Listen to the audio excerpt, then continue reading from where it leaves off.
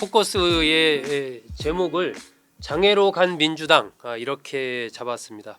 민주당이 장외 천막 당사를 설치하겠다 이렇게 얘기를 했고, 오늘부터 천막 당사에서 민주당이 이제 당무를 보게 됩니다. 박찬대 원내대표가 어제 기자간담회에서 그런 얘기를 했습니다. 내란숙의 파면과 대한민국 정상화의 거점으로 삼겠다. 광화문에 24일부터 천막 당사를 운영하겠다. 그리고 나는 거기 상주하겠다. 이렇게 박찬대 원내대표가 밝혔습니다. 상황이 좀 비상하다. 비상한 대응이 좀 필요하다. 그리고 헌법재판소에 윤석열 대통령 그 탄핵 선고를 좀 빨리 해라. 이번 주 안에는 반드시 해라라고 하는 그 강한 어떤 압박, 이런 것을 위해서 광화문에 천막 당사를 설치를 하겠다고 한 거죠. 뭐 천막 당사 이 용어만 보면 아마 여러분 생각하시는 게 2004년 박근혜 당시 비대위원장 시절에 여의도에 천막 당사 설치했던 거, 그거 생각하실 텐데, 민주당에서도 천막 당사 설치했던 적이 있습니다. 2013년이었죠. 김한길 당시 새정치민주연합 대표가 시청 서울광장에서 45일간 천막 당사 설치하고 노숙투쟁 했었죠.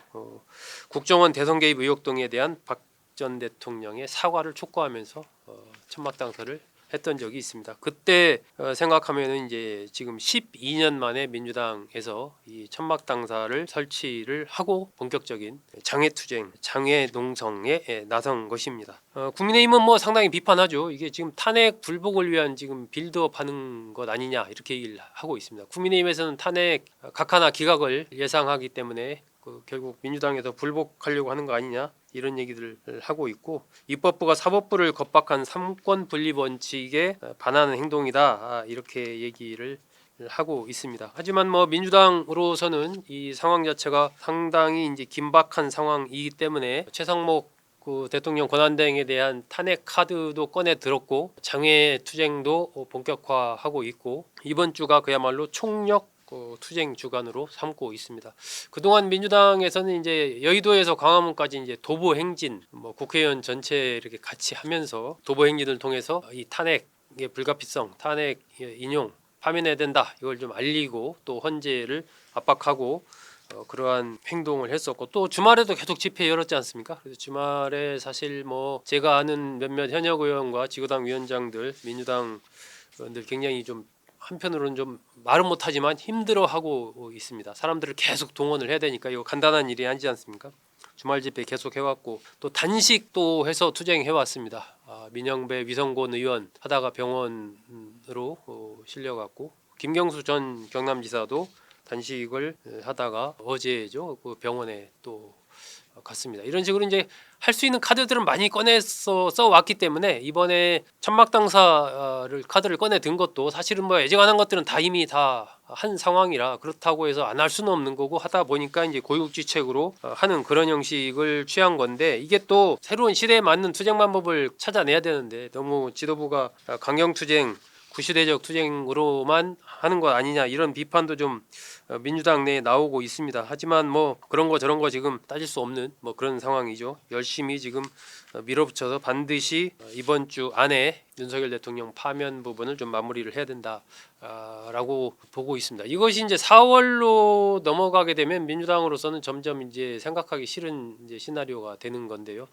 조기 대선이 현실화한다고 하더라도 3월 26일 날 이재명 대표 항소심 선고가 내려지고 나서 지금 뭐 대법원의 이른바 633 원칙 있지 않습니까? 1심 6개월, 2심 3개월, 3심 최종심 3개월 안에 판결을 내려야 된다라는 거. 그러면은 3월 26일 날 항소심 판결 내리면 산술적으로 금방 생각해 봤을 때 6월 26일 안에 대법원 최종 판결이 나오는 것이거든요. 그러니까 꼭 3개월을 꽉 채우지 않고 넘어갈 수도 있지만 사실 당겨질 수도 있는 것이거든요. 그러면은 6월 초 5월 말에 대법원 최종 판결이 나올 수도 있는 것입니다. 그렇기 때문에 민주당으로서는 어쨌든 대통령 선거를 어떤 경우든 간에 좀 당기는 것이 제일 좋다라고 보고 있기 때문에 계속해서 빨리 좀 선고를 해라 이렇게 계속 압박을 하고 있는 것입니다. 민주당은 신속한 탄핵 심판 선고를 촉구하는 결의안, 그리고 이걸 처리하기 위한 전원위원회 개최도 추진하기로 했습니다. 국회 전원위원회 이거 아마 좀 생소한 그런 건데요. 어떤 국회법상의 주요 의안 같은 것을 그런 것들을 요구를 할 때 열 수가 있는 거고 국회의원 4분의 1 이상이 요구하면 열 수가 있습니다. 보통 이런 경우는 이제 뭐 외교적인 사안, 그러니까 초당적인 어떤 협력이 필요한 그러한 사안에 대해서 전원위원회를 요구하는 경우들이 뭐 일반적이라고 봐야 되는데 이렇게 특정한 대통령의 파면 이런 것을 위해서 전원위원회 개최까지도 고려한다. 라는 것은 상당히 이제 뭐 모든 어쨌든 카드를 다 꺼내서 헌재를 압박을 해서 최대한 빨리 이 문제를 처리해야 되겠다 하는 그런 것들이 그 안에 숨어 있는 것이죠.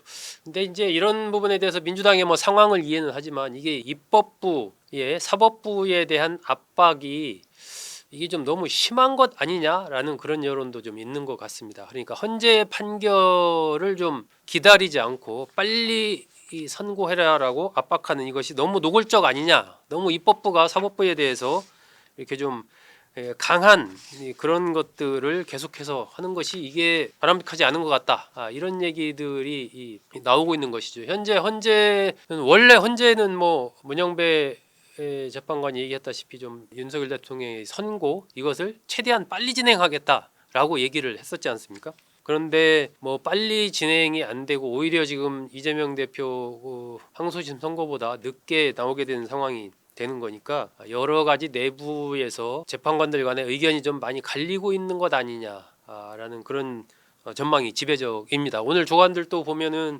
예측 속에서 이것을 평결 단계로까지 아직 못 갔기 때문에 평결 단계로 가면 거기서부터 또 그 문안을 쓰고 조율하고 하는 과정 자체가 한 일주일 정도 걸릴 수 있다라고 하는 그런 전망도 있어서 예측하기가 현재로서는 쉽지 않은 겁니다. 그러다 보니까 민주당에서 더더욱 이런 상황 때문에 이제 좀 압박을 세게 하는 것 같습니다. 이 입법부의 사법부에 대한 압박 뭐 이건 뭐 국민의힘도 예외는 아닙니다. 헌재가 한 총리 또 오늘 나오는 탄핵 심판에서 대통령 권한대행 탄핵 의결 정족수가 151석인지 200석인지 그것부터 판결해야 된다. 의결 정족수를 판결하지 않으면 헌재는 정말 비겁하다 이런 얘기했습니다. 뭐 의원들 또 쫓아가지고 헌재 앞에서 사기 탄핵 각하 뭐 이런 릴레이 시위를 또 계속하고 있죠. 입법부 의원 국회의원들이 직접 헌재 앞에 가서 또 법원 앞에 가서 어떤 판결을 이렇게 해라 저렇게 해라 선고를 이렇게 해라 저렇게 해라 이렇게 압박을 하고 요구하는 이 상황 이것이 이 탄핵이라는 특수한 상황이라고는 해도 이게 좀 상당히 이른바 상권분립의 원칙에 비춰봤을 때 적절치 않은 것 같다라는 그런 여론이 나오는 부분도 일리가 있어 보입니다. 장애로 간 민주당 천막장 당사를 오늘부터 설치하고 천막에서 당무를 보기로 한 민주당 왜 그런 선택을 한 것인지 현재 상황을 중심으로 해서 쭉 한번 짚어봤습니다. 여러분 잘 들어주셔서 고맙습니다.